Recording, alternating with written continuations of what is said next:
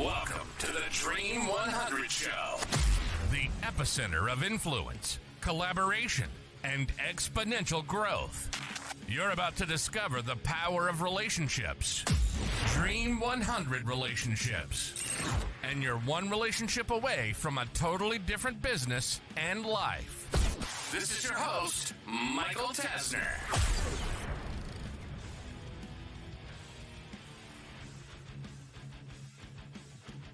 Hey there, and welcome to this week's episode of the Dream 100 Show. Today's topic is all about wanting and desire and a little bit about goals. Over the last week or two, I've had a lot of interesting conversations about getting clarity on who do I really want as a Dream 100 relationship.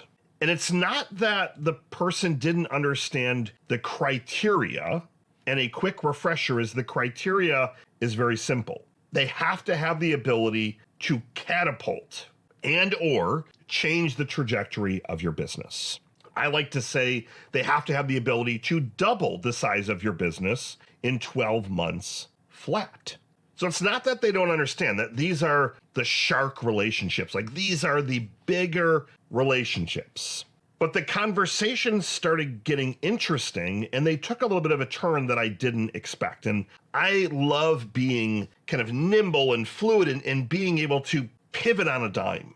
I might walk into a call thinking we're going to talk about what their Dream 100 relationship looks like and how, like, let's figure out those names and all that fun stuff. But in reality, my most recent call, and then this also happened about a week ago, I asked the question, well, what do you actually want? So, well, I want to grow my business. Okay, fine. Everybody wants that. What do you specifically really want? And I would pause and allow them to marinate on the question a second time. And in some instances, it took me asking basically the same question 3, 4, 5, 6 times in different types of formats. And I might say, well, why?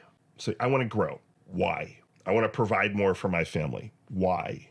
Because they deserve better. Why? I never had that when I was a kid. Why? My parents both had to work all the time and they did their best. Okay, what did that then do to the goal or your desire to want to grow? And I pushed a lot. But what I realized is that this concept around wanting what you want, and that's a book by Dan Sullivan, a short, very simple read.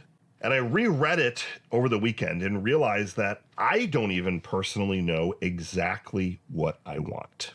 So if you're not a new listener, you know that I have a couple of different businesses. I have a marketing agency called No Joke Marketing. I have another marketing agency called the Parent Marketing Group.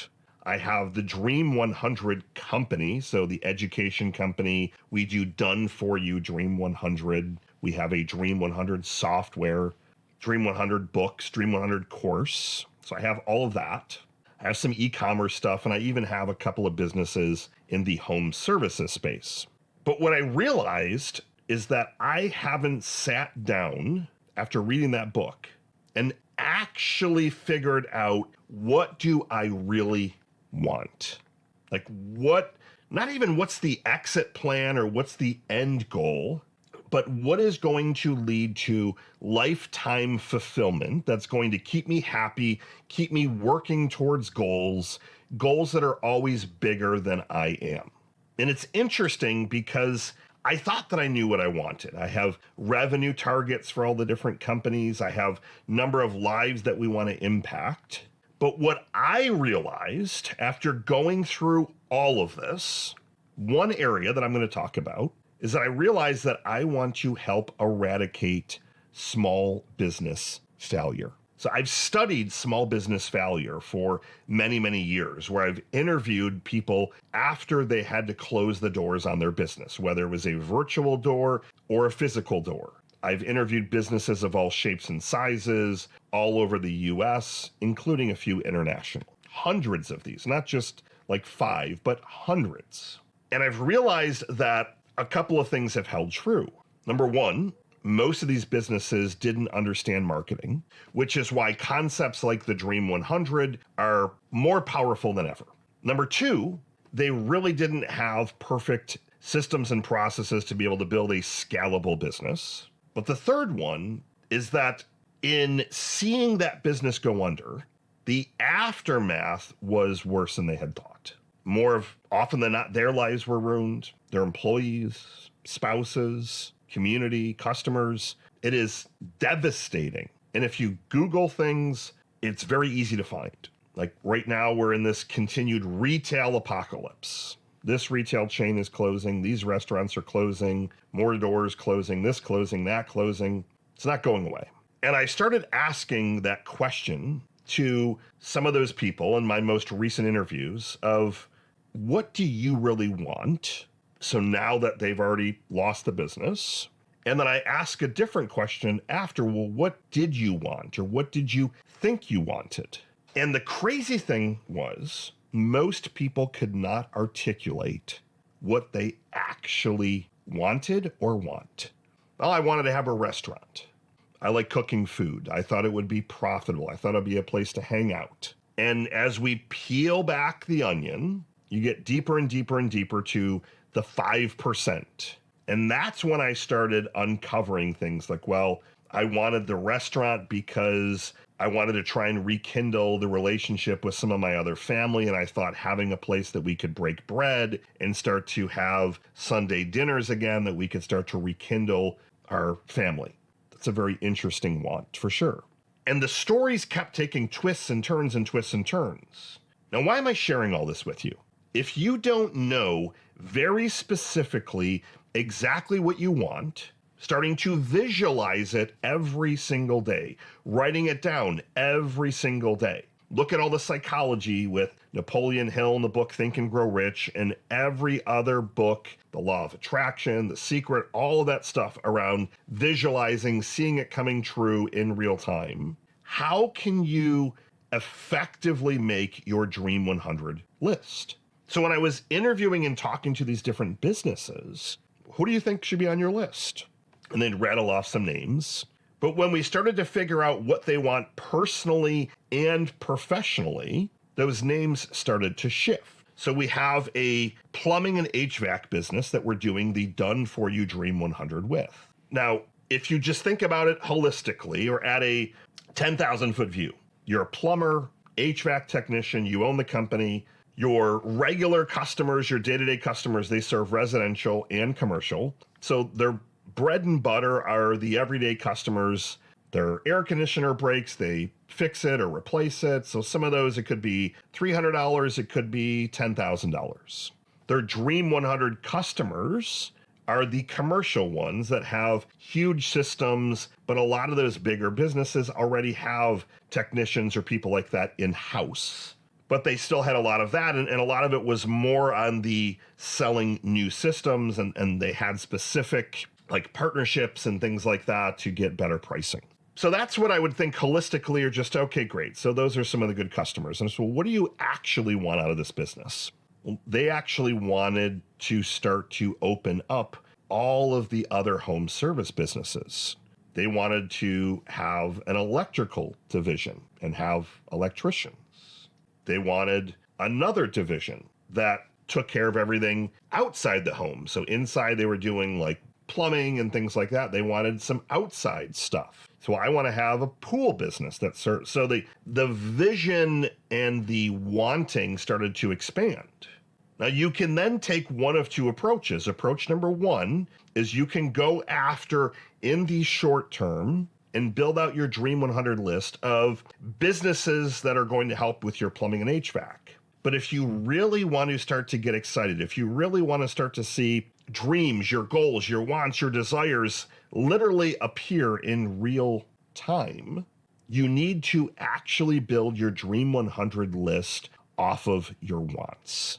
So a couple of action steps for you. The first thing is I want you to read the book Wanting What You Want by Dan Sullivan. And in that book, you're going to see his philosophy. And a lot of it is talking about positive thinking, obviously goal setting, but then the habits behind all of this. Like habitually, what do you need to be doing so that you can start to visualize, see things in real time, and start to make some tweaks and some actions. But most importantly, it's just about getting clarity. And that's a step that far too often a lot of you do not execute before building your Dream 100 list. You think that these people are going to be the perfect audience, but then 6 months later, you're like, I really didn't want that. Like, I want to be known as the marketing expert. Like, I thought, like, marketing has been my bread and butter for 20 years. I don't want to simply be the marketing expert, even though that's an amazing accomplishment. I want to be the guy that's helping eradicate small business failure, leveraging marketing as one of the 4 core areas that need to be tackled. So if I were to just say I want to be the marketing expert, then definitely my Dream 100 list is going to include people that fit into that basket. But if I start to look outward a little bit, you've probably heard of the book Profit First. That particular author, Mike Michalowicz, is now on my Dream 100 list because his vision is very much aligned with helping eliminate and eradicate small business failure and all that good stuff. He never would have been on my list had I not gotten focused on what do I actually want. Inherently, I was thinking a little bit differently, where I want the Dream 100 stuff promoted to other people that talk to and market to marketers. Said with love, marketers are a pain in the butt. I work with a lot of marketing agencies. I own a marketing agency. We're a pain in the butt.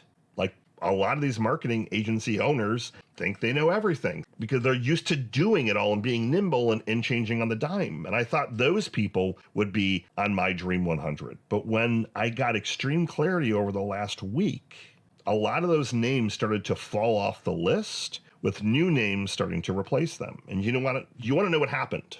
My excitement level went up by a factor of 10.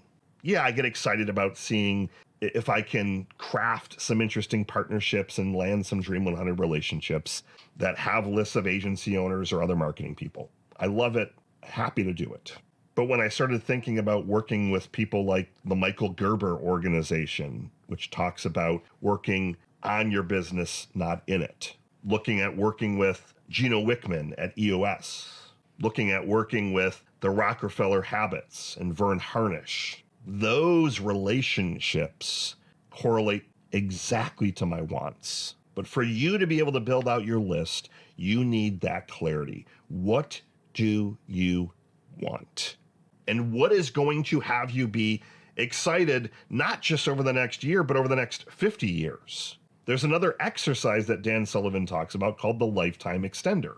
And I went through this exercise and realized, I don't want to retire. I always thought I wanted to retire when I was 30. Well, that came and went very quickly. Why would I want to retire if I'm doing what I want, working towards my wants, and just always expanding? So your action step for today, A, read the book, Wanting What You Want.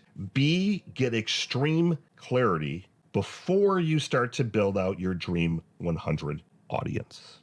Get out there, go after what you want. Michael Tasner signing off. Good morning, good afternoon, and good night. See you next week.